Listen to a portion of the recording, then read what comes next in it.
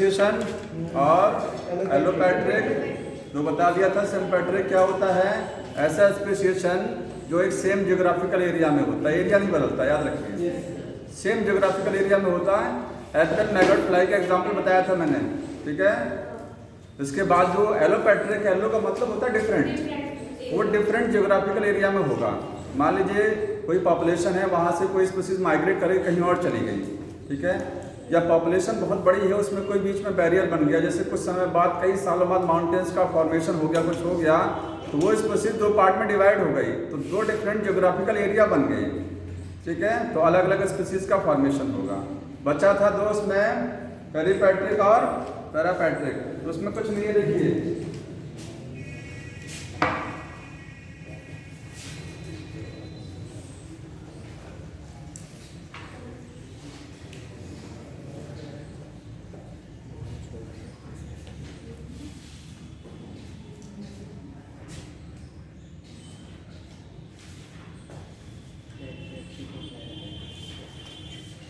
मान लीजिए कोई जियोग्राफिकल एरिया है, कोई एक जियोग्राफिकल एरिया है, यहाँ कुछ स्पीसीज रह रही है, ठीक है। अब इसी एरिया के बगल में मान लीजिए, पेरी का मतलब होता है पेरीफेरी, क्या होता है पेरीफेरी, ठीक है, उस जियोग्राफिकल एरिया से पास में, उसमें नहीं रहेगा, इस एरिया में कुछ नहीं होगा, ठीक है। इस एरिया के बगल में एक नई हैबिटेट का फॉर्मेशन हुआ है, मान लीजिए वोल्केनो इरप्शन हुआ, ये जियोग्राफिकल एरिया बहुत बड़ा है, इसके बगल में कोई प्लेस, वहाँ वोल्केनो इरप्शन हुआ, ठीक है। उसके बाद में धीरे धीरे जब लावा कूल्ड हुआ, तो एक धीरे धीरे क्या हुआ, नई प्लेस का फॉर्मेशन हुआ, नई जगह बनी, ठीक है। अब यहाँ से कुछ स्पीसीज माइग्रेट करके कहाँ चली गई, यहाँ चली गई, तो एक नया जियोग्राफिकल एरिया क्रिएट हुआ ना, लेकिन वो इस एरिया के बगल में हुआ है, ठीक है, इस एरिया के बगल में हुआ है, ठीक है। यहाँ से जब स्पीसीज यहाँ जाएंगे तो इस इन्वायरमेंट के अकॉर्डिंग अपने आप को अडॉप्ट करके एक नई स्पीसीज बना देंगे, तो ये स्पेसिएशन को बोलते हैं पेरीपैट्रिक। इसमें ध्यान ये रखना है कि जो नया जियोग्राफिकल एरिया बनेगा वो ओरिजिनल एरिया से थोड़ा सा दूर होगा, बहुत ज्यादा दूर नहीं होगा, ठीक है, पास में ही रहेगा। और पेरीपैट्रिक का मतलब क्या होता है? पैरापैट्रिक, देखिए एक जियोग्राफिकल एरिया है, इसी एरिया में कोई डिस्टर्बेंस क्रिएट हो गया, इसी एरिया में कोई डिस्टर्बेंस, मान लीजिए वोल्केनो इरप्शन हुआ, इसी एरिया में हुआ, तो यहाँ पर एक नई हैबिटेट का फॉर्मेशन हो गया। अब यहाँ से जो स्पीसीज यहाँ चली गई, जो यहाँ चली गई, वो जाकर के नई स्पीसीज बनाएंगी, ये होता है पैरापैट्रिक।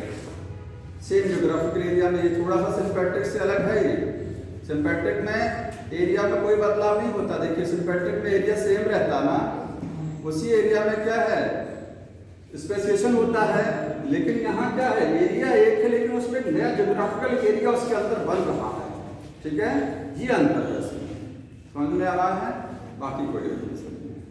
तो मेन दो ही होते हैं, सिम्पैट्रिक और एलोपैट्रिक, ये बुक में शायद ना दिए गए हों, ठीक है। अब इसके बाद जो समझना है टॉपिक ह्यूमन इवोल्यूशन, समझ में आ रहा है, उसको ध्यान से समझ लीजिए। सर उससे पहले ब्रीफ अकाउंट का, हाँ वही अकाउंट, देखिए बाकी चीजें पढ़ लीजिए, मैं आपको ह्यूमन इवोल्यूशन समझा देता हूँ। ह्यूमन इवोल्यूशन को ढंग से समझ लीजिए।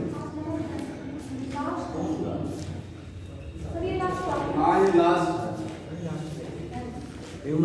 मानव का विकास, जो क्वेश्चन आता है मैं बताते रहूंगा आपको, ठीक है, बहुत ज्यादा क्वेश्चन आता है इससे।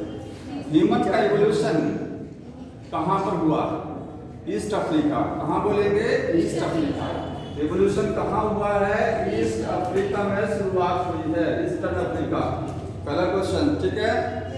कितने साल पहले ह्यूमन का एवोल्यूशन स्टार्ट हुआ? 15 मिलियन ईयर्स एगो, ठीक है, तो 15 मिलियन ईयर एगो, ठीक है, एवोल्यूशन स्टार्ट वही क्वेश्चन यहाँ से हो गया, ठीक है। अब जो ह्यूमन का एवोल्यूशन क्या किसी ने देखा है? मानव का विकास होते हुए किसी ने नहीं देखा है, तो कैसे आप पता लगाएंगे कि ह्यूमन का एवोल्यूशन हुआ है? कैसे, क्या चीज लाके देखी गई कि पता लगा कि ह्यूमन का विकास हुआ है? फॉसिल से। देखिए यहाँ एविडेंस देखेंगे, अगर एविडेंस क्या है, कैसे पता लगा ह्यूमन का एवोल्यूशन हुआ? पहला evidence study of fossil, fossil की स्टडी की गई, फॉसिल्स स्टडी किया गया, ठीक है, तो उससे पता लगा अलग अलग मानव के फॉसिल्स मिले, किसी की खोपड़ी मिली, किसी का पूरा स्केलेटन मिला, किसी की बोन मिली, ठीक है, उनसे अध्ययन किया गया और फिर बाद में कंपेयर किया गया, आज के मानव से कंपेयर किया गया, कितना डिफरेंस है। ठीक, इसके बाद दूसरा देखिए, क्योंकि हम लोगों का विकास हुआ है किससे, एप लाइक एंसेस्टर, जिसको ड्रायोप्थिकस बोलते हैं। सबसे पहला एंसेस्टर ह्यूमन का क्या है, ड्रायोप्थिकस है। वो एप समझते हैं, कपी मानव जिसको बोलते हैं, कपी, ठीक है, एप लाइक एंसेस्टर। तो जो मानव और एप है उसमें काफी सिमिलरिटी हम लोगों में, या हमारे जो कुछ पिछले एंसेस्टर आप बोलते होंगे, होमो इरेक्टस है, होमो इरेक्टस पढ़े होंगे, ठीक है, आरामापेथिकस, इन सब में क्या है, ह्यूमन में क्या है, हमारे क्रोमोसोम और एप के क्रोमोसोम में थोड़ी सी सिमिलरिटी होती है। थोड़ी सी क्या होती है, सिमिलरिटी होती है, समानता। इसीलिए मानते हैं कि हम लोगों का विकास कहाँ से हुआ है, एप लाइक एंसेस्टर से हुआ है। क्या सिमिलरिटी है, हम लोगों में जो क्रोमोसोम नंबर 3 होता है और जो 6 होता है वो एप से मैच करता है। समझ में आया? तो दूसरा एविडेंस क्या है कि सिमिलरिटी है, similarity between app and human chromosome. ठीक है, कौन सा क्रोमोसोम 3 एंड 6 में सिमिलरिटी होती है। समझ में आ रहा है? अब मैं एक पूरा चार्ट बना रहा हूं रे डायग्राम की फॉर्म में, ह्यूमन एवोल्यूशन। ठीक, कितना लिख लिए हैं? Yes sir.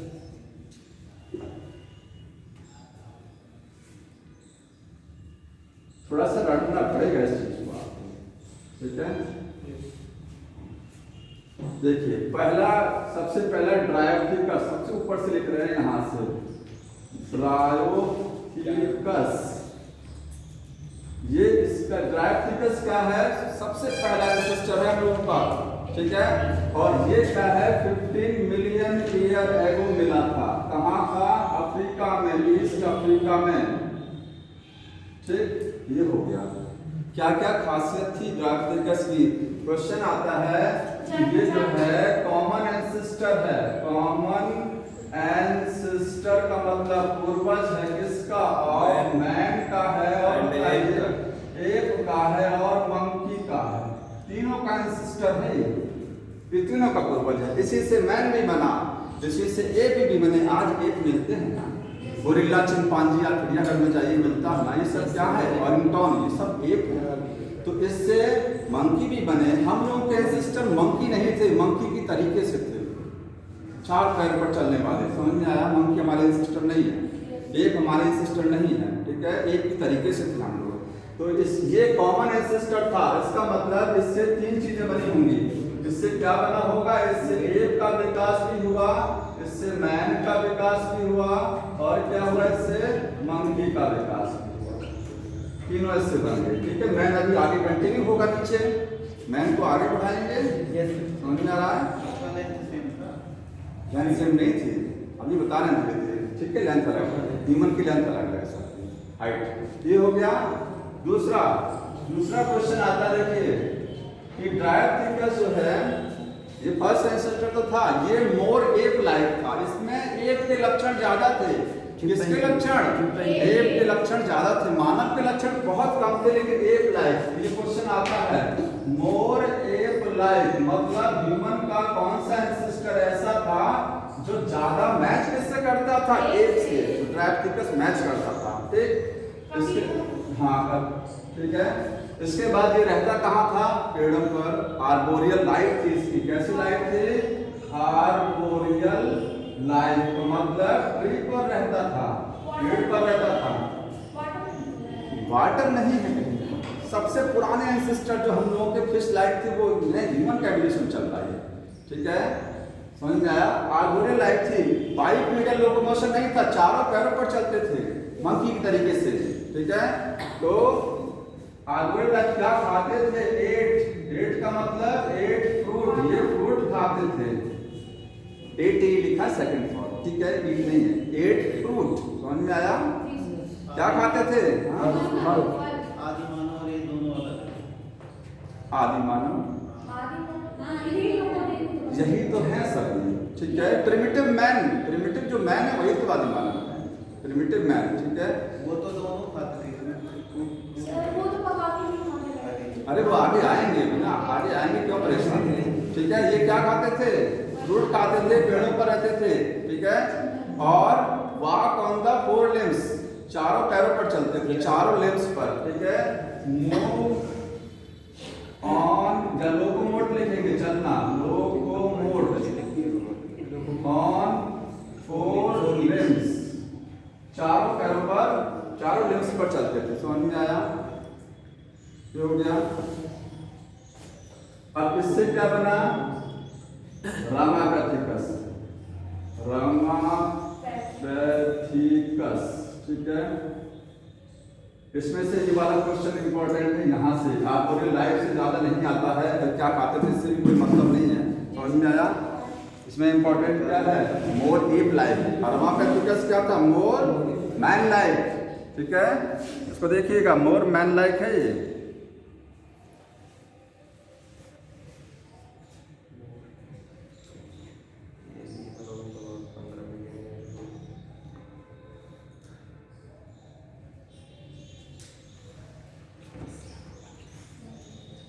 देखिए ये क्या है, कैरेक्टर लिखिएगा, मोर मैन लाइक, ये मैन की तरीके से ज्यादा था। ये क्वेश्चन आता है कि कौन सा सिस्टर ह्यूमन का था जो मैन की तरीके से था, मोर।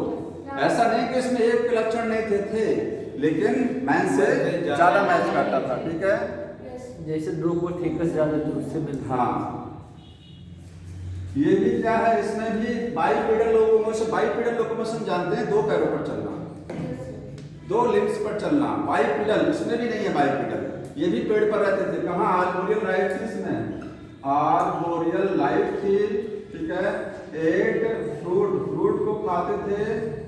यहाँ नो बाइपेडल लोकोमोशन, यहाँ पर भी बाइपेडल लोकोमोशन नहीं था। अभी थोड़ा सा इन्होंने अपना स्टैंड करना स्टार्ट किया। जैसे बंदर जो है जब थोड़ा खड़े होते हैं तो अपने अपर लेग्स को क्या करते हैं, स्टैंड करने, स्टैंड होने की कोशिश करते हैं ना, इन्होंने स्टार्ट किया थोड़ा सा, लेकिन ये स्टैंड नहीं हो पाई। मदारी वाला दिखा, हाँ समझ में आ रहा है, स्टैंड नहीं हो पाए।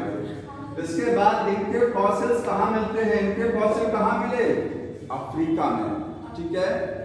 समझ में आया, इनके फॉसिल कहाँ मिले, तो लिखेंगे fossils found in Shivalik hills, Shivalik hills, India.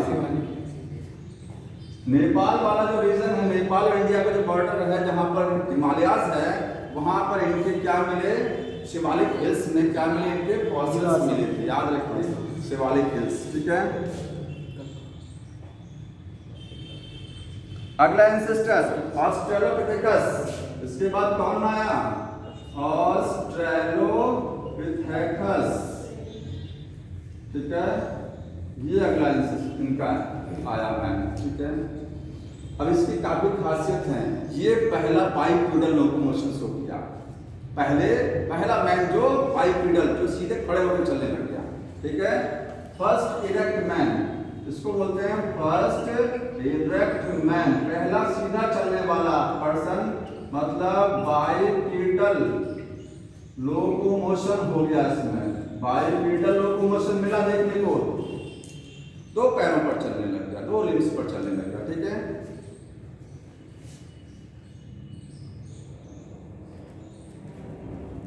अब देखिए इसमें इसके फॉसिल्स कहाँ मिले थे, अफ्रीका, ईस्ट अफ्रीका है ये इसमें, और इथोपिया, तंजानिया लिखा हुआ है, ठीक है। एक बुक में एनसीईआरटी में लिखा गया होगा 3 मिलियन ईयर एगो इसका अस्तित्व था। कब था ये, 3 मिलियन ईयर एगो, ठीक है। और इसमें जो सबसे पहले जो इसका फॉसिल, एक छोटे बच्चे का फॉसिल मिला था, उसका नाम था ट्वांग बेबी। फॉसिल जो मिला हुआ था वो बड़े पर्सन का नहीं था, एक छोटे बच्चे का फॉसिल था, छोटे से टुकड़े थे, ठीक है, छोटा स्केलेटन था, वो ट्वांग बेबी बोलते हैं। तो ट्वांग बेबी किसका फॉसिल था, ऑस्ट्रेलोपिथेकस का था। समझ में आया, हाँ लिखिएगा इसमें, कॉल्ड ट्वांग बेबी, ठीक है, TUANG, ट्वांग बेबी। समझ में आ रहा है, कौन बेबी नहीं, ट्वांग बेबी है, इसकी हाइट 4 फीट है, बुक में लिखा गया एनसीईआरटी में लिखिएगा 4 फीट इसी की हाइट लिखी गई है, और किसी की हाइट नहीं पूछेंगे, तंजानिया, ठीक है। तंजानिया इथोपिया में था, ठीक है। तो ये कहाँ मिला, ये लिख लेंगे Tanzania, Tanzania and Ethiopia, Ethiopia ये कहाँ है, ईस्ट अफ्रीका में है, ईस्ट अफ्रीका में है, ठीक है। ये प्लेस, इसमें से ये वाला इंपॉर्टेंट है, ये वाली लाइन। अब देखिए इसके बाद पहला जो एंसेस्टर ह्यूमन का था, जो ह्यूमन की तरीके से मैच करता था, वो कौन था, यही था, जो ह्यूमन की तरीके से मैच करता था थोड़ा सा, ठीक है। और ये कनेक्टिंग लिंक है किसके बीच में, मैन और एप के बीच में। कनेक्टिंग लिंक जानते हैं क्या होता है, इसमें दोनों के लक्षण होते हैं, ठीक है। ये मैन की तरीके से था, ये एप की तरीके से था। इसमें एप के लक्षण ज्यादा थे, मैन के बहुत कम थे। इसमें मैन के लक्षण ज्यादा हुए, एप के कम हो गए, ठीक है। इसके बाद ये आया, इसमें भी मैन के लक्षण रहेंगे ज्यादा, लेकिन एप के भी लक्षण हैं अभी, ये पूरी तरीके से अभी मैन नहीं बना है, ठीक है, फुल्ली मैन नहीं है। तो मैन वाले कौन से लक्षण है, हम लोग 2 पैरों पर चलते हैं ना, तो ह्यूमन का लक्षण कौन सा हुआ, बाइपेडल लोकोमोशन इसमें, और इसमें एप का लक्षण कौन सा हुआ, बॉडी पर हेयर्स होते हैं ना, एक्सेसिव हेयर्स। जानते हैं एप की बॉडी पर अच्छे खासे हेयर्स होते हैं ह्यूमन के कंपैरिजन में, समझ में आया।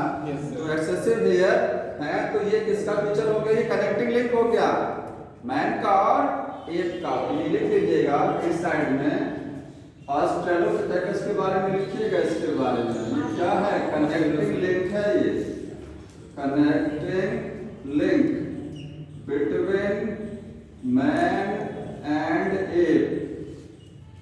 तो मैन का फीचर क्या था, इसमें बाइपेडल लोकोमोशन था, पहली बार लोकोमोशन, समझ में आ रहा, पहला ह्यूमन जो इरेक्ट स्टैंड होकर के चलने लगा। और एक का लक्षण क्या था, बॉडी हेयर्स थे, बॉडी एक्सेसिव बॉडी हेयर्स थे, एक्सेसिव बॉडी हेयर्स, समझ में आ रहा है।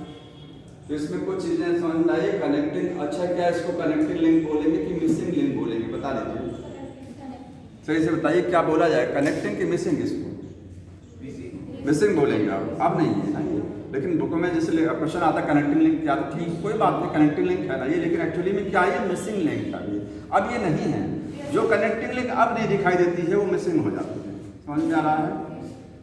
जैसे आर्कियोप्टेरिक्स अब नहीं मिलता है, ठीक। और सर ये मतलब हथियार का प्रयोग करना, हथियार वाला आगे है, हथियार वाला आगे है, आज मानो जहाँ से स्टार्ट हुआ, कौन कर दिया कि यही लोग करते हैं। देखिए अलग अलग बुकों में आप देखेंगे अलग अलग मिलेगा, आप एनसीईआरटी पढ़ लीजिएगा, उसमें जो दिया रहेगा वो फुल्ली सही है। अब एक बार चेक कर लीजिएगा, उसमें होगा, ठीक है। ये आगे इसके बाद क्या खाते थे ये, अभी ये सब फ्रूट ही खाएंगे, याद रखिए, सबके सब फल पर निर्भर हैं सभी, ठीक है। 8 फ्रूट सब लिखा है सर, चलिए स्टोन में बनता है, किस में, इस वाले मैन में लिखा है, ऑस्ट्रेलोपिथेकस में दिखा दीजिए, एक मिनट देख लें, देख लें कहाँ अंडरलाइन है। Evidence shows that hunted with stone weapons but essentially ate fruit. Australopithecus probably lived in the East African grasslands. So some of the bones discovered.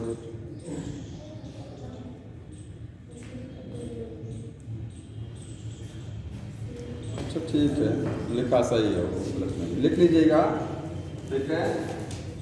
Stones use करते थे, use stone weapon, stone weapons, ठीक है, समझ में आया। आगे देखिए इसके बाद अगला कौन सा है, होमो हैबिलिस, ठीक है, इसको हटा दें यहाँ से।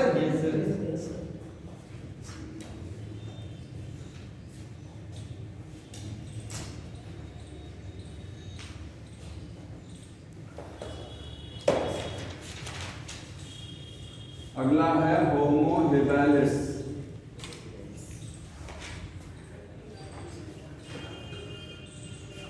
ठीक। फर्स्ट होमोनॉइड क्या बोलते हैं, जो पूरी तरीके से ह्यूमन की तरह दिखने लग गया। अभी पिछले वाले में एपी कनेक्टेड थे ना, इसलिए वो कनेक्टिंग लिंक था ना, क्योंकि इसमें कुछ एपी लक्षण बचे हुए थे। ये पूरी तरीके से जो ह्यूमन की तरीके से first ancestor which look like human, तो फर्स्ट होमोनॉइड भी बोलते हैं। होमोनॉइड का मतलब ह्यूमन की तरीके से, पूरी तरीके से। ये क्या था? First human like ancestor, human like ancestor था। इसी को बोलते हैं होमोनॉइड, होमोनॉइड। ठीक है, समझ में आया? होमो हैबिलिस, इसको हैंडीमैन भी बोला जाता है। क्या बोलते हैं? Handyman, also called handyman. क्यों बोलते हैं? क्योंकि ये टूल मेकर्स था। टूल मेकर समझते ना, सामान औजार बनाने वाले, ठीक है, टूल्स बनाते थे, तो ये टूल मेकर्स था, टूल मेकर था ये। ठीक है, ये हंटिंग भी करता था। क्वेश्चन आता है कि कौन सा मैन ऐसा था जो हंटिंग करता था और फ्रूट भी खाता था? शिकार करता था लेकिन वो उसको खाता नहीं था, यही था। शिकार करके लेकिन उसको खाता नहीं था, ठीक है, केवल हंटिंग करते थे, फ्रूट खाते थे। अगला वाला जैसे हो जाएगा, वो हंटिंग करता था और मीट खाता था, समझ में आया? फ्लैश। तो ये हंटिंग करते थे, हंटिंग, बट एक फ्रूट, ये लेकिन क्या खाते थे? फ्रूट्स खाते थे, याद रखिए। तो सर ये मतलब अपने बचाव के लिए हंटिंग करते? हाँ, ठीक है, फ्रूट खाते थे। क्वेश्चन आता है ये वाला, ध्यान रखिएगा इसको। हो गया होमो हैबिलिस। सर जी आर्गन में भी कुछ पाए जाते थे। हाँ, जैसे जब केवल फ्रूट खाते तो आर्गन में भी कुछ अंदर पाया जाता था जो नहीं रहता हम लोग में। देखिए ऐसा है, जो आप कहेंगे लोग जो पहले पाए जाते, जो फुल्ली वेजिटेरियन है, पूरी तरीके से जो वेजिटेरियन है, उसमें cell vermiform appendix develop रहेगी। जब वो ओमनीवरस हैबिट हो जाएगी तो वर्मिंग फॉर्म अपेंडिक्स धीरे धीरे खत्म होने लगेगी। समझ में आया? अभी भी होता है क्या? अभी भी हम लोग ह्यूमन में पाए जाते हैं। ये फार्मूला की पर खत्म हो गया। क्या चीज? बोर्ड में अपेंडिक्स वेस्टिजियल है, अवशेषी अंग है, कोई काम नहीं है उसका, अवशेषी है। समझ में आ रहा ना? कोई काम नहीं है उसका, मैंने बता दिया था इसको। ये सर ये होमो हैबिलिस हो गया। इसके बाद देखिए,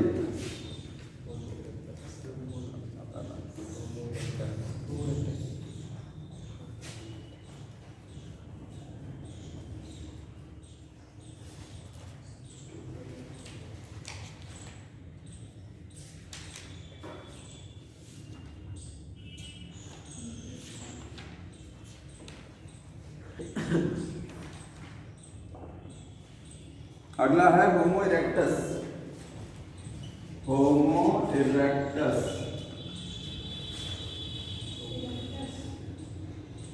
ठीक है, इसकी कई स्पीसीज हैं, सब स्पीसीज। ये तो जीनस हो गया। पहला होमो कहाँ? होमो जीनस पहले किसके अंदर आया? सी में आया। अभी तक कहीं होमो जीनस नहीं आया था ना। ये जीनस है और ये क्या है? स्पीसीज है। ये जीनस हो गया, स्पीसीज हो गया। फिर स्पीसीज के बाद क्या होता है? सब स्पीसीज, जिसको क्या बोलते हैं? वैरायटी। ठीक है, तो इसकी कई वैरायटीज थी इसकी। कौन कौन सी थी देखिए। इसका पहला लिखेंगे होमो इरेक्टस, इरेक्टस, होमो इरेक्टस और इरेक्टस। इसका साइंटिफिक नेम क्या था? जावा मैन। क्या था ये? जावा मैन था। सॉरी, जावा मैन इसका कॉमन नेम, इसका क्या हो गया? Scientific name. समझ में आया? कहाँ था जावा? इंडोनेशिया। इंडोनेशिया का एक आइलैंड है। कहाँ है जावा? इंडोनेशिया में। तो ठीक है, अभी भी जावा, हाँ, जावा इंडोनेशिया, इंडोनेशिया का एक आइलैंड है। समझा?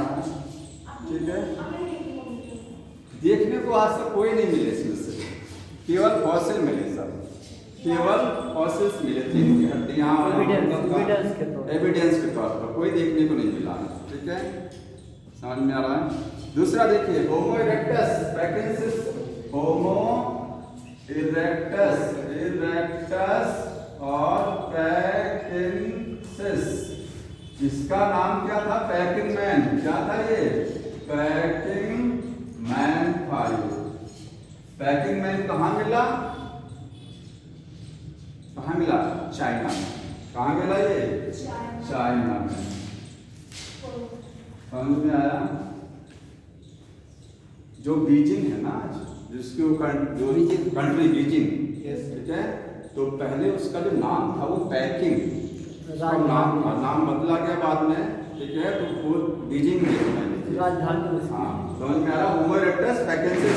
इसके बाद तीसरा था होमो इरेक्टस हेडलबर्गमैन। होमो इरेक्टस हाइडलबर्गमैन, बहुत बड़ा नाम है इसका। तो जीनस स्पीसीज और सब स्पीसीज होगी। इसका फॉसिल मिला था जर्मनी में, इसका कोई स्पेशल नहीं मिलता, जर्मनी। कहाँ था? तो ये याद रखना है कि फॉसिल कहाँ कहाँ मिले थे, ठीक है। सब होमो इरेक्टस ही है, केवल सब में क्या बदल रहा है? सब स्पीसीज बदले, स्पीसीज नहीं, ठीक है। इन्होंने पहली बार फायर को यूज किया और मीट खाया। First time use fire, first time used fire, सबसे पहले फायर को यूज किया। एंड एट मीट, मीट खाया। समझ में आया? ये ओमनिवोरस थे, फुल्ली जो है कार्निवोर नहीं थे। ये फल भी खाते थे और फ्लैश भी खाते थे। ये ओमनिवोर, पहला ओमनिवोर यही है ना, फर्स्ट ओमनिवोर। क्या थे? Omnivorous, omnivorous. अभी तक केवल हर्बीवोरस चल रहा था। समझ में आ रहा है? यही इसमें देखिए, इसमें एक फीमेल का नाम है, जैसे वहां मैंने ट्वांग बेबी बताया था, ट्वांग बेबी बताया था। एक आता है लूसी, लूसी, तो एक फीमेल का नाम है लूसी। सबसे पहले उसका फॉसिल मिला था लूसी का। समझ में आया? इसमें होमो इरेक्टस में सबसे पहले किसका फॉसिल मिला? लूसी, फीमेल थी, ठीक है। तो ये लिख लीजिएगा, फर्स्ट फॉसिल क्या था? लूसी का मिला था, LUCY, जो क्या थी? एक फीमेल का फॉसिल था, ठीक है, याद रखना है। अब यहीं से डिवाइड हो गया कहानी, यहीं से अलग हो गया। यहाँ से दो ब्रांच बन गई, एक में हो गया निएंडरथल मैन और एक क्या हो गया? क्रो-मैग्नोन मैन। देखते रहिए, अब क्या बना? निएंडरथल, निएंडरथल मैन, ठीक है। और दूसरा क्या बन गया? क्रो-मैग्नोन मैन। समझ में आ रहा? आप ये नहीं कहेंगे कि होमो इरेक्टस से जो है पहले निएंडरथल बना, फिर क्रो-मैग्नोन, दोनों साथ में बने, ठीक है। समझ में आ रहा है? इससे दोनों बन गए। निएंडरथल का साइंटिफिक नेम क्या है? होमो सैपियन निएंडरथैलिस। क्या है? लिखिएगा, होमो सैपियन, होमो सैपियन। देखिए, अब यहाँ से अब होमो सैपियन की बारी आ गई। हम लोग होमो सैपियन सैपियन हैं, ठीक है। तो होमो सैपियन तो बना, लेकिन ये होमो सैपियन के आगे अगली सब स्पीसीज कौन सी रहेगी? निएंडरथैलिस। निएंडरथैलिस नाम रहेगा इसका, निएंडरथैलिस नाम रहेगा, ठीक है, याद रखना है। होमो सैपियन निएंडरथैलिस, और इसका नाम क्या रहेगा? होमो सैपियन फॉसिलिस। होमो सैपियन, होमो सैपियन फॉसिलिस, ठीक है। होमो सैपियन फॉसिलिस दिख रहा है से ना? हाँ, अब इसको ऊपर लिख दें। इसके बाद इनका जो किसी नाम सबसे साधारण कोई आधार नहीं है। जैसे निएंडरथैल है ना, उसी के नाम पर देखिए निएंडरथैलिस हो गया, उसको कोई बेस नहीं बनाया। समझ में आ रहा है? कोई बेस नहीं, बस नाम याद रखिए कि होमो सैपियन निएंडरथैलिस हो गया, वो फॉसिलिस हो गया। सब स्पीसीज है इसकी। दोनों में डिफरेंस क्या है? देखिए, दोनों में अंतर ये है, अभी मैंने एक चीज नहीं बताया आपको, क्रेनियल कैपेसिटी, ठीक है। क्रेनियल कैपेसिटी अभी नहीं बताया, तो यहीं से स्टार्ट कर देते हैं। कितनी कितनी है देखिए, आप लिख लीजिएगा। इसके पहले क्या था? ऑस्ट्रेलोपिथेकस था ना, इसके ऊपर क्या था? ऑस्ट्रेलोपिथेकस लिखा था। इसका क्रेनियल कैपेसिटी लिख लीजिएगा 500 सीसी, 500 सीसी। इसके बाद होमो इरेक्टस का लिखिएगा 650 से 800 सीसी, 650 से 800 सीसी। अभी बताएंगे सीसी क्या होता है, ठीक है। हाँ, और इरेक्टस का है 900 सीसी। ह्यूमन का जब एवोल्यूशन हुआ है तो क्या चीज, क्या बदलाव हो रहा है बता सकते हैं? कभी कभी मैंने यहाँ तक बता दिया है। एक चीज ये चेंज हुआ है, हमारे प्रिमिटिव एंसेस्टर हम लोगों में धीरे धीरे क्रेनियल कैपेसिटी बढ़ती चली गई, ब्रेन का साइज बढ़ा, ठीक है। हम लोगों में चूंकि थिंकिंग पावर जब बढ़ती है तो आपका जो फ्रंटल लोब होता है, ब्रेन का एक अगला पार्ट क्या होता है, फ्रंटल लोब होता है ना, वो धीरे धीरे बढ़ता है। सेरेब्रम का एक पार्ट है फ्रंटल लोब, ठीक है। तो वो धीरे धीरे बढ़ेगा तो क्रेनियल कैपेसिटी धीरे धीरे बढ़ती है। क्वेश्चन आता है समझ में आ रहा। और क्या हुआ, धीरे धीरे इरेक्ट होना स्टार्ट हो गए, स्टैंडिंग पोजीशन चालू हुई ना, ठीक। निएंडरथैल ये हो गया। इसकी खासियत देखिए, इसमें लिखिएगा क्रेनियल कैपेसिटी का फुल फॉर्म जानते हैं क्या होता है? सीसी का मतलब क्यूबिक सेंटीमीटर होता है। क्यूबिक सेंटीमीटर वॉल्यूम है आपकी ब्रेन साइज का, ठीक है, ब्रेन का जो वॉल्यूम है। तो इसकी क्रेनियल कैपेसिटी कितनी थी? एनसीईआरटी में 1400 सीसी लिखा गया है और उसका कितना है? 1650 या 1600 सीसी, जो भी लिखिएगा कितनी, क्यूबिक सेंटीमीटर। समझ में आया? Yes sir. ये हो गया। इसके बाद निएंडरथैल की खासियत क्या थी? ये सबसे पहले मैन ऐसे थे जो कपड़े पहनने लग गए, और कपड़े फैब्रिक के नहीं थे, ये वाले जानवरों की खाल के कपड़े थे, पत्तियों के जानवरों की खाल, ठीक है। तो उसमें एक टर्म यूज किया जाता है, देखिएगा इसमें, प्रोटेक्ट बॉडी फ्रॉम हाइट। इन्होंने क्या किया? प्रोटेक्ट किया बॉडी को, बॉडी बाय हाइट। हाइट का मतलब क्या है? वो जानवर की खाल वालों सारी चीजें हैं, ठीक है। उससे अपनी बॉडी को सुरक्षित किया, ठीक। और इन्होंने मुर्दों को दफनाना स्टार्ट कर दिया, बरीड, ठीक है, डेड बॉडीज। सबसे पहले बरीड डेड बॉडीज। तो ये दो चीजें, ये भी क्वेश्चन आता है कि ये डेड बॉडी को बरीड किसने स्टार्ट किया? ये वाला सर इसमें क्वेश्चन है, देखिए समझ में आ रहा है, कुछ अलग नहीं है। और इसके बाद जो अगला है, इसमें एक चीज और थी, इनका जबड़ा आगे की साइड में निकला हुआ था, ठीक है। इसको बोलते हैं प्रोनेथस। नेथा का मतलब जॉ होता है, ठीक है। प्रोनेथस का मतलब आगे की साइड में। तो यहाँ जो जबड़ा था लिखेंगे प्रोनेथस जॉ,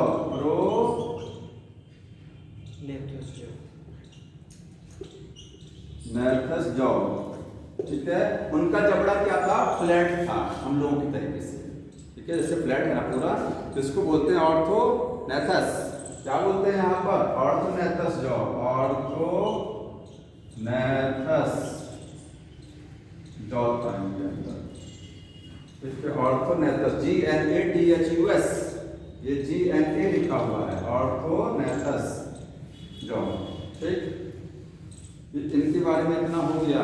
इसके बाद में उनकी कहानी और क्या है कि वो उन्होंने केव पेंटिंग स्टार्ट की, गुफाओं में वो पेंटिंग करने लग गए थे, खोद करके, वो कलर वाली पेंटिंग है, ठीक है। तो यहाँ केव पेंटिंग के साक्ष्य इनसे मिलते हैं, केव पेंटिंग्स। केव पेंटिंग इन्होंने किया था क्रो-मैग्नॉन ने। समझ में आ रहा है? ये क्वेश्चन है, चित्र बनाते थे, ठीक। यहां से क्या बना? क्रो-मैग्नॉन के नीचे एरो लगाइएगा, उसके नीचे एरो लगाएंगे, इसका 900 लिख दे रहा है, उसके नीचे एरो लगाइएगा, क्रो-मैग्नॉन के नीचे, मैग्नॉन, इसके नीचे आप एरो लगाएंगे, ठीक है। और बना मॉडर्न मैन। क्या बना? मॉडर्न मैन बना, ठीक है। उसका साइंटिफिक नेम होमो सैपियन सैपियन, होमो सैपियन सैपियन है, ठीक है। Modern man. कितनी क्रेनियल कैपेसिटी थी? 1450 सीसी।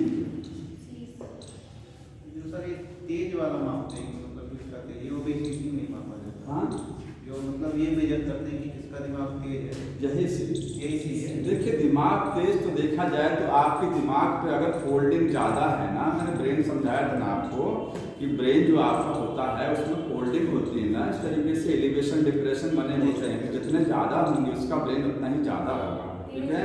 और तेज वाली बात यहाँ पर भी सही है कि इनका माइंड तेज था, इनकी क्रेनियल कैपेसिटी ज़्यादा थी। समझ में आया? अब फिर से घट कैसे गए?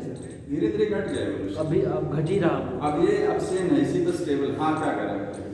सर जरूरी है कि जिसके मतलब माइंड ज्यादा, वो ज्यादा बड़ा हो, मस्तिष्क का ज्यादा, वो ज्यादा नहीं रहेगा। नहीं, ऐसा नहीं होता कि इसका सिर बड़ा उसका वो, ऐसा नहीं होता है। फोल्डिंग पर डिपेंड करता है कि ब्रेन में आपकी फोल्डिंग कितनी ज़्यादा है और कितना आप दिमाग का यूज़ कर रहे हैं। आपको भगवान ने दे दिया दिमाग बस विकास वाला, आप उसको यूज़ नहीं कर रहे हैं तो मतलब क्या है। तो होमो ह्यूमैनिटीज का मॉडर्न मैन का ये है, ठीक है। यस कहाँ मिला मॉडर्न मैन का? मॉडर्न मैन कहाँ रहता था? सबसे पहले अफ्रीका में, ठीक है, अफ्रीका में। कितने साल पहले? 75,000 से लेकर के 1 लाख, ठीक है, 1 लाख ईयर एगो इसका विकास हुआ। 75,000 से 1 लाख साल पहले ह्यूमन का सबसे पहला मॉडर्न मैन बना था। और सर एग्रीकल्चर जो ये वाले मैंने क्रोमैग्नोन वाले ये अब एग्जिस्ट हो गए, सब खत्म हो गए हैं, सब सुन लीजिए, सब खत्म है, यही बचा है, ठीक है, समझ में आ रहा है। एग्रीकल्चर का विकास कितने साल पहले? कहीं लिखा होगा 10,000 साल पहले, नोट कर लीजिएगा, ठीक है। एग्रीकल्चर ठीक है, स्टार्ट कब हुआ? 10,000 ईयर्स एगो एग्रीकल्चर का विकास, ठीक है। जितने मैन हैं इसमें से सब के सब ईस्ट अफ्रीका में रहते थे, कुछ को छोड़ दीजिए, ये वाले देख रहे हैं। ये होमो ह्यूमैनिटीज कहाँ था? East Africa. लेकिन जब होमो इरेक्टस बना तो उसमें से सबके सब नहीं भाग गए, ये सबके सब अफ्रीका छोड़ करके चले गए कहाँ? वो जो इंडोनेशिया, वो चाइना, जर्मनी सब नहीं गए थे, कुछ गए थे, समझ में आ रहा है। ज्यादातर मैन के फॉसिल कहाँ मिले? सब ईस्ट अफ्रीका में मिले। लेकिन जब होमो ह्यूमैनिटीज जो ईस्ट अफ्रीका में रहता था, इसमें से कुछ मैन के एंसेस्टर कहाँ चले गए? देखिए, इंडोनेशिया चले गए तो क्या बन गए? होमो इरेक्टस बन गए। जो चले गए चाइना वो पैकेंसिस बन गए, और जो जर्मनी चले गए वो हेडलबर्ग बन गए। सर जी, तो जो धर्म ग्रंथों में बताते हैं वो सब क्या है? कहते हैं कि लाखों करोड़ साल पहले हमारे जीवन की शुरुआत 75 लाख साल पहले दिख रही है, 1 लाख साल पहले। क्या था बताइए? जैसे धर्म ग्रंथों में बताया जाता है कि हमारा धर्म इतना करोड़ साल का था, ये था। अब जीवन की शुरुआत ही 1 लाख वर्ष की दिख रही है। हाँ, तो 1 लाख सही है। तो इसका मतलब धर्म ग्रंथ सब गलत तो नहीं बता सकते, लेकिन ये सही है, ये वाला सही है, समझ में आ रहा है। जो साइंटिफिकली है खोजा गया है, सही है। 1,75,000 70,000 से 1,60,000 पहले, 75 से 1 लाख। और सर कार्बन डेटिंग से मूर्तियों का जो पता चलता है, लगता है कि वो बहुत पुराने हैं। वो कार्बन डेटिंग एक टेक्निक है, जिससे आप एज और फॉसिल पता लगा सकते हैं। जीवाश्म का वर्ष, जीवाश्म की वर्ष कितने साल पुराना जीवाश्म है, उससे सर मंदिरों उसी से तो ये पता लगा था कि ह्यूमन का जो पहला ड्राफ्टिकस था वो कितने मिलियन ईयर्स पहले था। सर मंदिरों का दिखाता है कि लाखों साल पहले का है, तो लाखों साल पहले ह्यूमन थे ही नहीं, तो वो मूर्ति कैसे बने? अंदरों का विकास लाखों साल पहले ह्यूमन। सर जैसे कभी कभी न्यूज वगैरह में आ जाता है कि यहाँ पे ये मिला कुरुक्षेत्र है, और जैसे वहाँ का पिरामिड, इजिप्ट का पिरामिड, ऐसा है, सुन लीजिए, मैं तो आज भी है ना, इजिप्ट का पिरामिड देख लीजिए सर, कान कितना लाखों साल पुराना है, लेकिन इसमें 1 लाख साल से ह्यूमन की शुरुआत हो रही है, तो ह्यूमन बना ही नहीं सकते। जब हम ये कह रहे हैं कि मंकी आज भी मिलते हैं ना, ऐसे तो मंकी मिलते नहीं हैं, ठीक है। तो मान लीजिए जो सबसे पहला फॉसिल, सबसे पहला तो ड्रैप्टिकस था ना, ड्रैप्टिकस से ही मंकी बना है। हाँ, किसी ने देखा नहीं है ना, वो रहे, किसी ने देखा नहीं है ना, केवल फॉसिल की स्टडी की गई। सर थिंकिंग में इतना सोच सकते हैं कि जो ये हम लोग थीकस पढ़ रहे हैं, वो हमारी जैसे जहाँ तक हमारी खोज हुई है वहाँ के हिसाब से जीव का विकास थीकस से हुआ ह्यूमन का। हाँ, लेकिन उसके पहले भी शायद रहा होगा। उसके पहले जानते हैं क्या रहा होगा? उसके पहले देखिए, सबसे पहले तो जो बना था, क्या बना था? एक प्रोकैरियोटिक सेल बनी थी, समझ में आया, जो कि हेटेरोट्रॉफ थी, वो अपना भोजन नहीं बना पाती थी। उसके बाद फर्स्ट ऑटोट्रॉफिक सेल बनी, ठीक है। उसके बाद क्या बना? इनवर्टिब्रेट्स, ठीक है, धीरे धीरे राइज हुए, तो उससे आगे स्टार्ट हो गया। ये तो काफी लेट है, समझ में आ रहा है? सर ठीक, समझ में आ रहा है, बहुत नहीं सोचना चाहिए। Yes sir. ये देखिए, ये निएंडरथैल क्रो-मैग्नन, एक चीज है कि निएंडरथैल पूरी तरीके से खत्म हो गए। अगर कहा कहा जाता है, क्वेश्चन आता है कि हमारा डायरेक्ट एंसेस्टर कौन है, तो कौन सा बताएंगे डायरेक्ट एंसेस्टर? क्रो-मैग्नन। ये गलत, ये लिख लीजिएगा, direct ancestor of human, direct ancestor of modern man, modern man का सीधा एंसेस्टर। इससे हम लोग नहीं बने हैं। इन्होंने, क्योंकि इनकी हाइट थी कम, उनकी हाइट क्या थी, ज्यादा थी, ठीक है, इन्होंने क्रो-मैग्नन ने नेएंडरथैल को किल कर दिया। समझ में आ रहा है? नेएंडरथैल मारे गए, किसने मारा? क्रो-मैग्नन ने, ठीक है। धीरे धीरे पूरी तरीके से खत्म हो गए। अब भी क्रो-मैग्नन से ही मॉडर्न मैन बना है। अब भी सर जी हमारा ब्रिटिश पावर घट रहा है। नहीं, अब नहीं घटेगा वो। जैसे 1650 से स्टार्ट 1650 है, यहाँ पर 1450 अब हुआ है ना। अभी फ्यूचर कभी घटेगा तो घटेगा, अभी तक तो यही है, ठीक है। अब एक क्वेश्चन आता है कि सबसे ज्यादा क्रेनियल कैपेसिटी किसकी होती है, तो किसकी बताएंगे? क्रो-मैग्नन, ठीक है। और मान लीजिए ये ऑप्शन एनसीईआरटी में तो इसका डाटा ही नहीं दिया हुआ है, ठीक। और फिर पूछा जाए क्रेनियल कैपेसिटी सबसे ज्यादा किसकी होती है, ये ऑप्शन में नहीं है, तो ये है नेएंडरथैल की। इसके बाद सबसे ज्यादा है क्रेनियल कैपेसिटी, धीरे धीरे क्रेनियल कैपेसिटी बढ़ रही है। ये 1450 है, इसकी क्या 1400 है। समझ में आ रहा है? अगर ये ऑप्शन में नहीं है तो ये वाला है। सीक्वेंस देख रहे हैं ना, सबसे ज्यादा क्रेनियल कैपेसिटी क्रो-मैग्नन मैन की होती है, जी सर, ठीक, लेकिन बुक में दिया नहीं है। तो ये कंप्लीट हो गया जी। तो कॉफी की स्टडी किसके ऊपर? हाँ, कॉफी की स्टडी क्या चीज बताइए? क्या है? Palaeontology, study of fossil called palaeontology, जीवाश्म विज्ञान। समझ में आया? बीरबल साहनी इंस्टीट्यूट ऑफ पैलेंटोबायोलॉजी कहाँ है? लखनऊ में है ना, लखनऊ में। तो अगली बार जो नया चैप्टर क्या आएगा उसके आगे वाला है। और सुन लीजिए, टेस्ट में आएगा आप लोगों के सबको पता है ना कि क्या आएगा इस बार, सबको पता है ना।